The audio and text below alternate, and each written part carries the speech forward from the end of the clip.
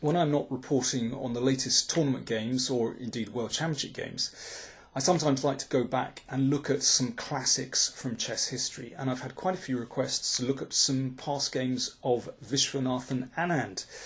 So I'm happy to do that, and I'm going to take you back to New York 1995 and his first World Championship match against the reigning world champion Garry Kasparov.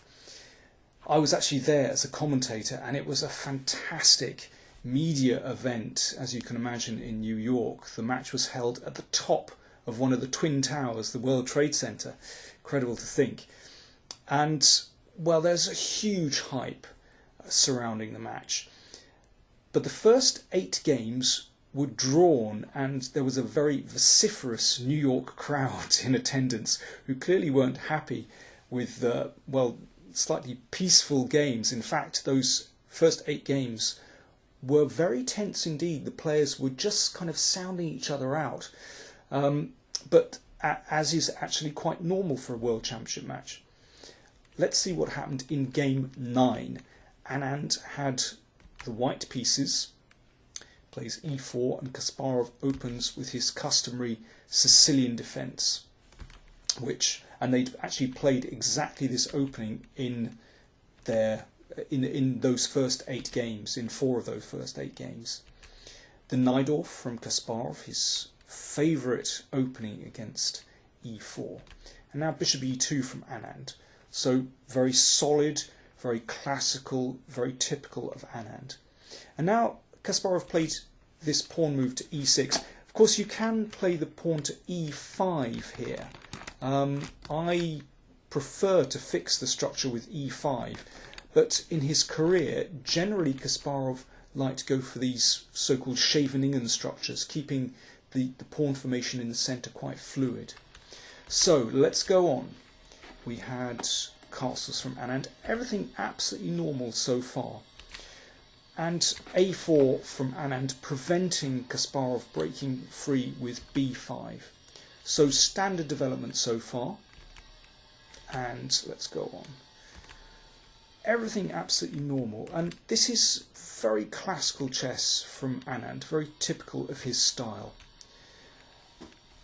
Now, here's a mysterious move from Kasparov. The rook comes to e8. Now, why does he do this? Well, very often this e-file can open.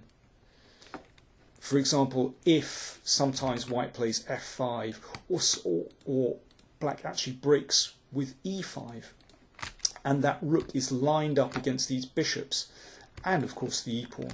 So it looks very deep indeed, but actually a very standard move.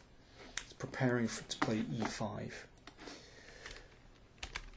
And bishop f3. Well, this is a pretty standard move, but in 3 of their previous encounters in the match, Anand had actually tried bishop d3, and got some interesting positions, but Kasparov had shown how he could neutralise that move. So this was a new move for this match at any rate. In fact, this move had been played several times by Karpov against Kasparov in their 1985 match. In fact, the decisive last game in that 85 match between Karpov and Kasparov went rook b8 and led to very sharp positions indeed. Let me just play through a few more moves of this game. Karpov played with g4 and g5, forcing the knight back, and Karpov really went for it against Kasparov in that final game. It was a fantastic game. But of course, when you advance the g-pawn, it looks very impressive, but you have to realise that this opens the diagonal towards the king in the corner, and Kasparov eventually launched a decisive counterattack. But that's a very sharp way to play. But it's interesting that here, Kasparov declined to play in that very sharp way and instead preferred to develop.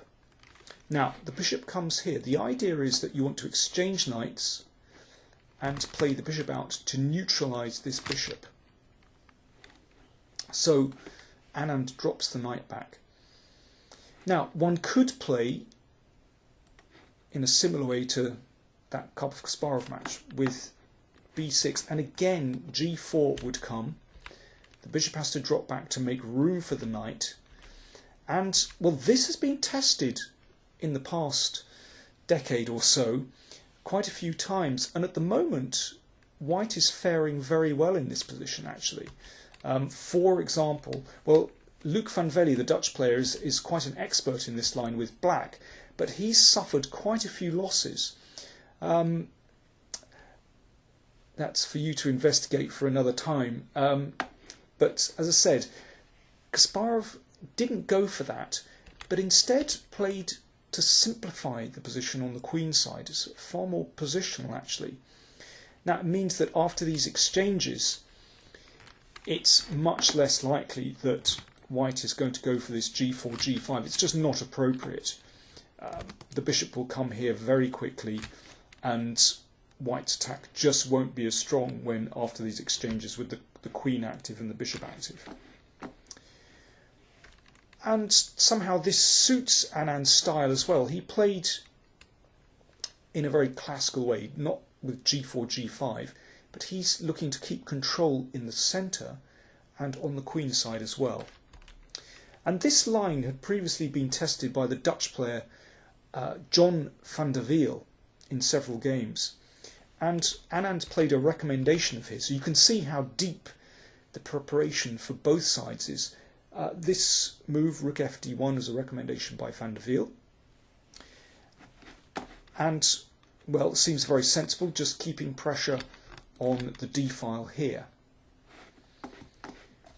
Kasparov played the bishop out. That, of course, is the intention with playing the bishop to d7, so it neutralises this powerful bishop on f3. And now, if white does nothing, then black is going to break with d5 very successfully, actually, and it's going to be very hard with the queen on d3 to control black's counterplay in the middle. So Anand has to react very quickly here, which he did with clearly a prepared move, this pawn move to b4. Now this, to me, looks a little bit unusual, because very often if you play this move in the Sicilian, everything on the c-file is weaker, this knight on c3 and pawn on c2. Here you can get away with it, because this bishop rather blocks the counterplay on the c-file, but also we're going to use the fact that this bishop is here to gain time. By the way, I should mention that pawn cannot be taken, because actually the queen would be attacked and trapped. Queen here, queen gets trapped, or queen back to a5, and bishop b6 traps the queen. So the queen had to retreat, the pawn advances. Okay, we can see white can get away with this because he's gaining time. If this is taken, then white gains a fantastic square for one of these pieces on b6. So the bishop retreats, and now this is actually the first new move of the game. Previously, knight had gone back to e2 in well, a game between another two Dutch players. But this is an excellent new move from Anand. I'm sure this would have been preparation. So move 19 and still in preparation. Basically, white is playing on the queen side. You can see all his pieces here are directed towards the queen side, and now the rook occupies an open file here. So Kasparov exchanged. There was a threat possibly to take there. And pawn takes is possible, but Anand played knight takes, and this looks very sensible. Now here, big decision from Kasparov. Do you exchange off bishop for knight, or do you move your queen out again? Kasparov declined not to do this, and I'm sure he was worried about preparation here. And there are some very complicated variations after knight takes d6. Must have been preparation, which lead to long forcing variations. Instead, I think understandably, Kasparov preferred clarity and exchanged off that bishop for a knight. But in exchanging off bishop for knight, it means that this bishop in particular is a very dangerous piece, and now there is a clear threat for white to play the pawn to e5, opening up that line of the bishop to the pawn here, and that would be almost lost. So Kasparov has to play the pawn forward. But you can see how Anand is starting to gain control here. The bishop comes in. Now the queen would like to come up to this square, but that pawn advance to c5 undermining black's centre is just too powerful, for example, here. And now you can see that knight is completely trapped. That bishop does a very good job of controlling these squares, and of course the rook controls that square there. So the queen had to retreat. Anand gaining control here. You can see he started a real clamp on the queen side. That bishop does a superb job of covering the square here, preventing black from challenging on the d file. So black just has to stay passive for the time being. Nice move from Anand, just taking control of this square, giving the king an escape square. And now Anand slammed the rook in on d5. After just a couple of minutes thought, he was moving very quickly here, his kind of position. And after the game, Anand said, I wasn't daring Kasparov to take my rook with the knight. I was begging him. Well, we'll see what happens in a second after Kasparov did take it. It's very strange. Kasparov took that rook after just, well, a few moments thought, actually. The position might not be so bad for black if he just sits there. Maybe plays here. Even g5 is an interesting move to attack on the king side, but I think he can just sit there with black. Now, Kasparov thought he was strategically lost here, but it's not so clear. It's not so easy to see how white is going to break through. He does have a very imposing position, real control on the queen side, but not easy to break through. Now, maybe you exchange rooks here and hope to use your queen to attack on the queen side, but it's not so simple.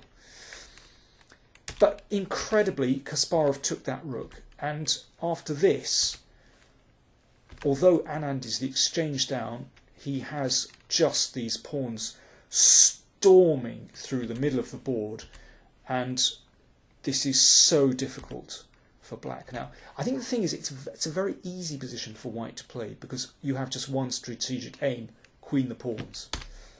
There are a few subtleties along the way. That is a very good move from Anand, because the queen not only attacks the pawn here, but it defends on the king side as well, and so that really neutralises black's any potential king side counterplay.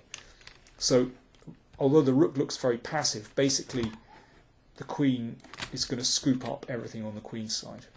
So let's see what happened. Anand in complete control here,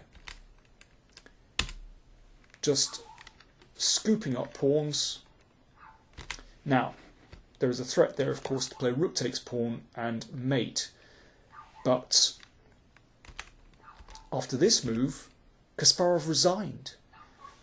Now, what's so great about this? Well, first of all, it protects the pawn, it prevents the mate, it threatens a rook.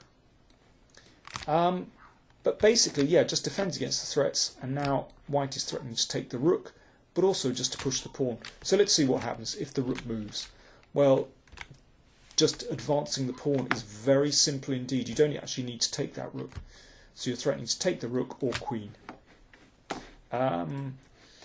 This looks like it could be a very worrying move, threatening some kind of discovered check here. But in fact, white can simply take the rook in the corner. And there is no decent discovered check. The rook can go back, the king just moves back, and there is no real threat. So white is simply a whole rook up here. So after king h2, as I said, Kasparov resigned the game. So Kasparov was the first to strike. He went one up after 9 games. Well, Anand, as you can imagine after that, was absolutely ecstatic. He hadn't beaten Kasparov for some time in tournament games, and now he went one ahead. But we'll see what happened in game 10 of this match in my next clip. Thanks for watching.